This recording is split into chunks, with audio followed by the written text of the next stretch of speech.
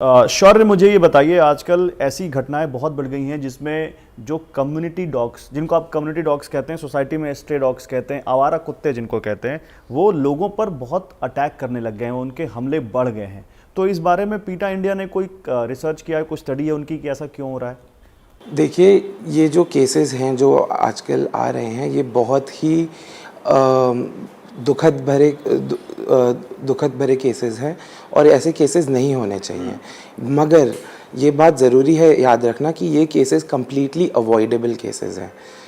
Central government ने animal birth control rules 2001 से introduce कर रखे हैं। 2023 में उनका अमेंडमेंट भी हुआ है और 24 साल से अगर government would have taken the initiative और इस पे काम किया गया होता, डॉग्स को एनिमल बर्थ कंट्रोल रूल्स के हिसाब से स्टेरिलाइज किया होता, तो आज की तारीख में डॉग की पॉपुलेशन बहुत ही कम होती। हमारे साथ ही एक डॉग बाइट विक्टिम थे जिन्होंने कहा कि वो डायबिटीज़ के मरीज़ हैं और उनको डॉक्टर ने वॉक करने के लिए कहा है। जब वो वॉक करने गए तो उनके ऊपर अटैक कर दिया एक डॉग ने और फिर 3-4 डॉग आ गए। तो वो कह रहे हैं कि अब मैं फिजिकली तो रिकवर हो गया हूँ, लेकिन साइकोलॉजिकली रिकवर नहीं हो पा रहा हूँ कि मैं वॉक कर सकूँ, मुझे डर लगता है इन कुत्तों को देखकर। तो फिर इन लोगों को क्या कहेंगे आप? डॉग्स को कहीं से हटाना या उनको मारना सल्यूशन नहीं है। उनकी नसबंदी करना एकमात्र सल्यूशन है जिससे इनकी पॉपुलेशन घटेगी। सेंट्रल गवर्नमेंट ने ये रिकग्नाइज़ किया है कि ये इसी तरीके से डॉग्स की पॉपुलेशन कम हो सकती है। अगर किसी भी एरिया से डॉग्स को हटाया जाएगा तो वहाँ पे एक वैक्यूम क्रिएट हो जाएगा, एक खाली जगह क्रिएट हो जाएगी जहाँ पे और जगहों से डॉग्स आएंगे। तो वो और बाइट केसेस बढ़ाएगा और कॉन्फ्लिक्ट बढ़ाएगा। अगर आप डॉग को स्टेरिलाइज कर देते हैं तो वो मेटिंग के लिए या अपने पपीज़ को बचाने के लिए अग्रेसिव नहीं होगा। तो सोल्यूशन क्या है, ये इस कॉन्फ्लिक्ट को कैसे रोका जाए? एनिमल बर्थ कंट्रोल रूल्स एक बहुत ही अम्ब्रेला रूल्स हैं जो काफ़ी सारे एस्पेक्ट्स कवर करते हैं।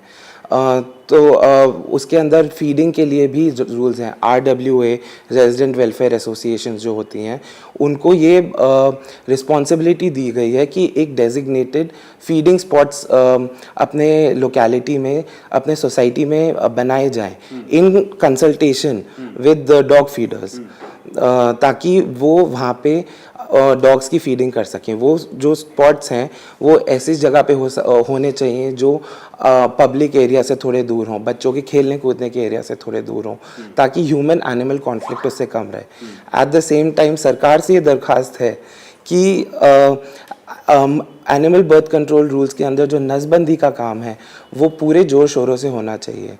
सिटीज़ जो हैं लखनऊ, देहरादून जैसे 70% कुत्ते उन्होंने वहाँ पे स्टेरिलाइज कर दी हैं। 70% बहुत बड़ा नंबर होता है और वहाँ पे अब उनको डिफरेंस दिख रहा है। वहाँ पे डॉग्स की पॉपुलेशन काफ़ी हद तक कम हुई है। क्या बात है, थैंक यू शौर्य, बहुत अच्छा लगा आपसे बात करके और आई होप कि हमारी आपकी बात से कुछ सोल्यूशन आया हो और लोग समझें और इस बात का जो ये घटनाएं हो रही हैं इनमें कमी आए। तो आशीष हमारे साथ हैं, प्राइवेट सेक्टर में काम करते हैं और अनफॉर्चुनेटली आशीष भी डॉग बाइट के शिकार हैं। एक आवारा कुत्ते ने इनको भी काटा था जब ये अपनी सोसाइटी में घूम रहे थे, टहल रहे थे। आशीष बताइए क्या हुआ था? बेसिकली मैं डायबिटीज़ का पेशेंट हूँ, तो हमारे यहाँ ये बोला जाता है कि आप दवाई तो लीजिए, साथ में वॉक वगैरह करते रहिए। क्योंकि प्राइवेट सेक्टर में हम काम करते हैं तो टाइमिंग्स बहुत लिमिटेड होती हैं, तो हम अपने ही कॉलोनी के कंपाउंड में, सोसाइटी के कंपाउंड में वॉक करते हैं। उस दिन जब मैं वॉक कर रहा था, सुबह का वक्त रहा होगा 6:15 साढ़े 6 के आसपास का, और मैं वॉक कर रहा था जहाँ मैं नॉर्मली जाता था, और अचानक से एक कुत्ता पीछे से आया, उसने मेरे ऊपर अटैक किया, और जैसे ही उसने अटैक किया आसपास के और कुछ आवारा कुत्ते 3-4 वो भी मेरे ऊपर झपटे।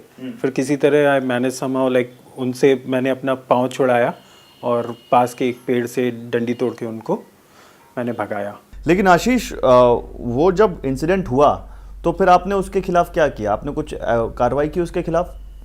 सबसे पहले तो यहाँ जो हमारा एसोसिएशन है उनको मैंने ये इशू रेज़ किया, तो फिर मुझे पता चला कि मैं पहला विक्टिम नहीं हूँ, मेरे जैसे और भी बहुत सारे विक्टिम्स हैं, लेकिन वो हेल्पलेस थे।